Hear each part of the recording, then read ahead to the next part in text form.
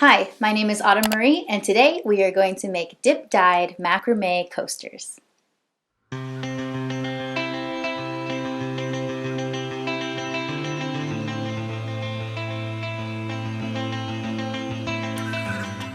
Here's what you're going to need: macrame cord, sewing scissors, measuring tape, a comb or a small brush. Start off by taking your macrame cord and measuring out 5 feet. You're going to need 6 cords that are 22 inches in length. I found this length to be the least wasteful for the size of coaster. You might need to adjust depending on the size of coaster you want to make. Take the end of the 60-inch cord and make a loop, leaving enough cord for a tail. On the area where there are 2 layers next to each other, take one of your 22-inch cords and you're going to make a reverse LARKS head knot. Take the 22-inch cord and fold it in half so the ends line up. Take the folded end and place it underneath the loops. Fold it back over and then pull the 2 strings through that loop. Pull it gently, making sure that it's secure but not too tight. Now you're going to repeat this step with 4 more of the 22-inch cords. After you've done that, you're going to take the tail and the head of the long cord and you're going to gently pull them together. This is going to cause those 5 knots to tighten up in their circle.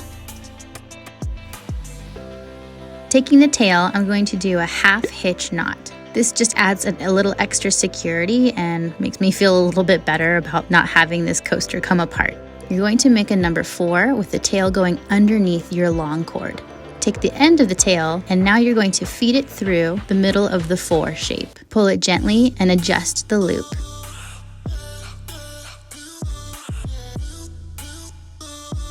Next, what I like to do is add a new 22-inch cord. This kind of helps to connect the spiral together and to fill the space. So again, you're going to take your 22-inch cord, fold it in half, taking the middle looped end, you're going to place it underneath your long string, fold the loop over, and pull the 2 ends through the loop. Gently tighten and adjust so that it's cozied up next to the last knot.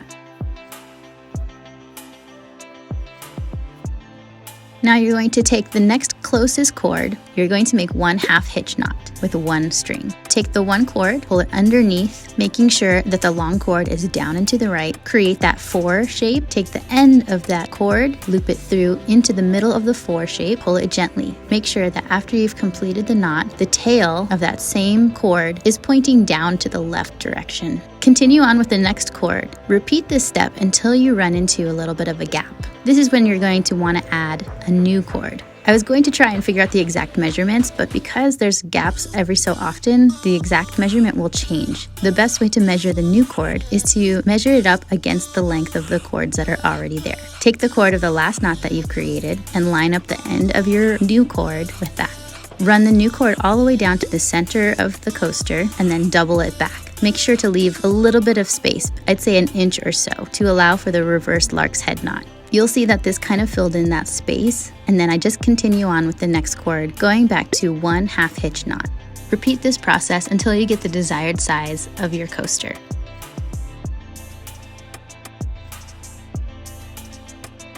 When I got to the end, I decided to add 1 more new cord. So using the same technique to measure how long the new cord would be, I added 1 more cord to the very end. This helps to add and fill in some of that space for the fringe section. After you've added that with a reverse LARKS head knot, separate the remaining length from the original 60-inch cord. Flip it over and use a needle to weave the extra length under a few of the loops, just to make sure it's secure. I used a piece of craft wire for mine. Do the same with the small tail in the very center, and then clip off any excess. The next thing you're going to do is measure your desired length of tassels. Keep in mind that when you brush them out, they will be a little bit longer than before. I did somewhere between 1.5 to 2 inches. Use sewing scissors to trim around the entire coaster. Use a comb or a small brush to gently comb out the twists and tangles.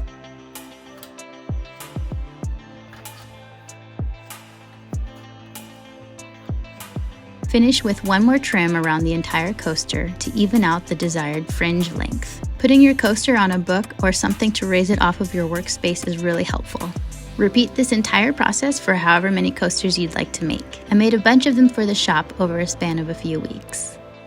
You can stop here if you like, but I decided that I wanted to make my coasters a little bit more unique. So I had a bunch of leftover fabric dye and decided to try and dip dye the macrame coasters.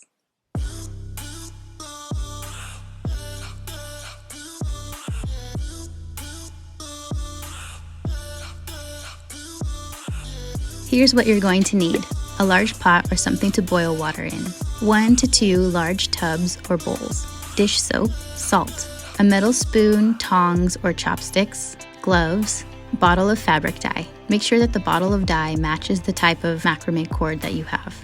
Mine is cotton, so I made sure that my bottle of dye pairs well with cotton fabric.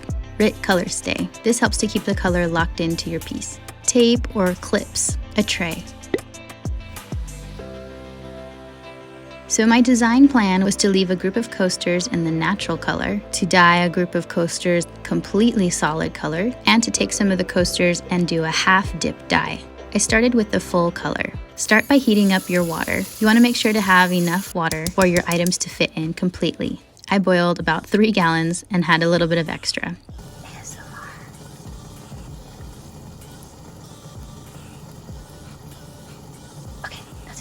As your water is boiling, you can start by pre-washing your coasters. Make sure that they're saturated with water and then wring out as much as you can. It doesn't need to be completely dry, it should be damp. Next, you're going to add 1 cup of salt to 3 gallons of very hot water. You can either cut the recipe in half or thirds depending on how many things you're planning on dyeing. After you've added the salt, make sure to stir it and then add 1 drop of dish soap. Stir again. Put on your gloves and start to shake your bottle of dye. For every 1 pound of fabric, use half a cup of dye. If you want a really dark, vibrant color, you can add a little bit more. Stir and test with a paper towel. For the full color coasters, I submerged them into the color dye for about 30 minutes. As I was doing so, I noticed that in order for all of the fringe to come into contact with the dye, I had to use my hands to kind of pull it apart. It was a little bit tedious, but definitely worth it. As those were soaking in their tub, I started a new hot water tub to use for the color stay. For this, you will want to add 4 tablespoons of the color stay to 3 gallons of new hot water. After it was time, I pulled those out of the color dye and then I put them into the new tub. I kind of used my hands to stir them, making sure that they were completely submerged into the color stay tub. I did this for about 20 minutes. After that, I took them out, squeezed out as much water as I could, and then placed them on the tray. Next, I started with the half-dyed coasters. I had plenty of dye left from the first batch, so I just reheated it on the stove. I repeated the same process, except for this time, instead of fully submerging the coasters, I clipped back some of the fringe and had them hanging partway out of the bowl. Again, I used my hands to kind of separate the fringe in order to make sure that the dye came into contact with as much of the coaster as possible. I feel like I probably could have left this in for a little bit longer, but I was starting to get hungry, so I took them out and repeated the same process by adding them to the color stay. I put those on the tray and then took them downstairs to rinse them with cold water until the water runs clear. Once I felt like they were rinsed enough and that the water was clear enough, I then decided to do something that I wish I did not do. My plan was to throw them in the dryer in order to get them to dry just a little bit, but that was not great because as I put them in, I let them run for about 5 minutes. I opened up the dryer and checked, and there was black dye everywhere. And the worst part was that there was black dye on the white parts. So that created a whole new process. Well, for one, I had to clean out the dryer, and then 2, I had to now use a soft bleach detergent on the halves of the coasters that were supposed to be white. So that created another whole step that I wasn't counting on. But after I did so, everything was just fine. I decided that I would just let them air dry and then I would comb them out the following days. This was a long process. The combing part took a lot longer than I thought. The fringe ended up getting super tangled during this whole dyeing process, so it took a lot of time and patience to comb it out. After they were all combed out, I placed them on a book and did a final trim just to even out the lengths of the fringe. And there you have it. I think they turned out really great. I think they're super cool. I really like how they look. The process was a process of patience and love for sure. I'm hoping that after all of this hard work, someone else will admire these just as much, if not more, and want to have them in their home. Hopefully you learned from this tutorial and were able to find things that will work for you and also things not to do based on my experience. I'm planning on selling these coasters through my website and through my Instagram account.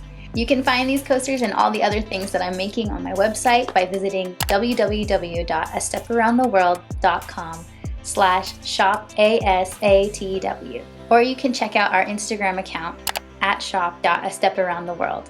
10% of the profit will be going directly to Hear the Cry, which is an amazing organization that is helping people and communities in need. Thanks for watching and have a great day.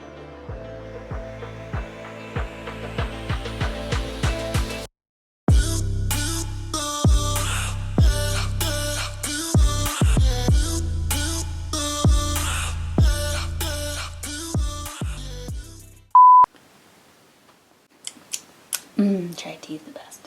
I don't want to say at because it's like, this was my attempt at making dip dyed macrame coasters. So hard. You can find out more about Hear the Cry by I'm winging it. I'm winging it.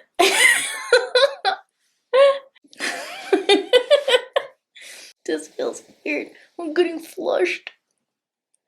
I'm sweating.